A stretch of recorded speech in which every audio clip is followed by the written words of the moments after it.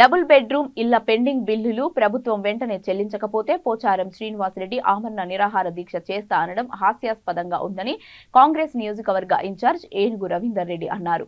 ఆయన నిజామాబాద్ జిల్లా వర్ణి మండల కేంద్రంలో నాయకులతో కలిసి విలేకరుల సమావేశంతో మాట్లాడారు. పోచారం చేసిన వ్యాఖ్యలను ఆయన తీవ్రంగా ఖండించారు. గత ప్రభుత్వంలో మీ అనుచరులు ఆ బిల్లుని కాంట్రాక్టర్ల ద్వారా విడుదల చేయించుకొని గత ఎన్నికల్లో వాడుకుంటున్నారని అన్నారు. మీకు నిజాయితీ ఉంటే బిల్లులను లబ్ధిదారులకు కాంట్రాక్టర్ల దగ్గర నుండి ఇప్పించాలని రవీందర్ రెడ్డి అన్నారు.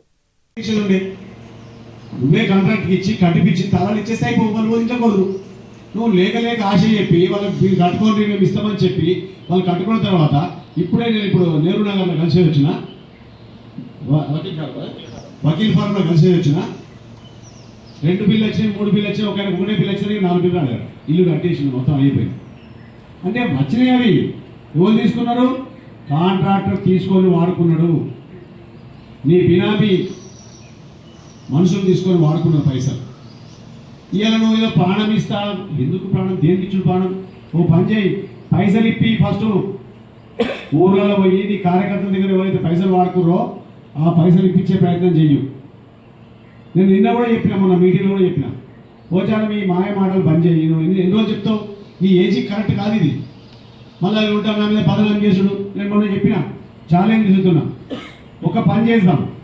మీ కార్యకర్తలు కానీ మీరు కానీ బిల్లు వచ్చిన తర్వాత మేము వాడుకోలేదు వాళ్ళకి ఇచ్చినాము అని చెప్పి తిరుమల వెంకటేశ్వర స్వామి దగ్గర మర్చిపడుతూ పోదామా?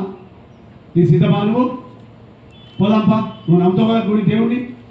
అరే నీ మనుషులే మొత్తం దుర్మార్గంగా దోచుకుంటే సర్పంచ్ దగ్గర బిల్లు పెట్టుకొని పైసలు వాడుకుంటుంటే నువ్వు అది ఇప్పియకుండా ఉల్టా మళ్ళీ ఏదో కాంగ్రెస్ పార్టీ వచ్చింది పైసలు ఇస్తలేదు అన్నట్టు యాక్టింగ్ చేసి ఎవరు నమ్ముతావు ఇక్కడ? నువ్వు ఫస్ట్ ఎన్ని అయితే బిల్లు అయితే డ్రా చేసిండ్రో కాంట్రాక్టర్లు ప్రతి గ్రామంలో నీ మనుషులే ఉన్నారు. వాళ్ళతో బిల్లు ఇప్పి ఫస్ట్. బిల్లు ఇప్పకపోతే అంటే ఖచ్చితంగా దాని మీద ఎట్టి పరిస్థితులు ఇదేం లేదు. ఎలక్షన్ తర్వాత యాక్షన్ సీరియస్ ఉంటుంది. నేను బాధ్యత కాంప్లైంట్ ఇస్తాను మినిస్టర్తో. స్పెషల్గా వేరే జిల్లాల నుంచి స్పెషల్గా ప్రతి ఊరికి ఒక మనిషిని హౌసింగ్ వాళ్ళు నేర్పించి ఎంక్వైరీ చేసి ఈ ఎవరైతే వాడుకున్నాడో వాళ్ళ భర్తం బట్టి వాళ్ళ పైసలు వసూలు చేసేదాకా వాళ్ళు అవసరమైతే పోలీస్ స్టేషన్లో పెట్టి జైల్లో పెట్టి పైసలు వసూలు చేసి ఇచ్చే బాధ్యత నాది. అయినా కానీ నువ్వు ఇప్పించేది ఏదైనా అర్థం కాదు. గవర్నమెంట్ మాది. పాత బిల్లు వాడుకున్న బిల్లు నువ్వు ఇప్పియు నిల్వలతో ఆ పని చేయు. కానీ ఇప్పుడు ప్రభుత్వం మాది.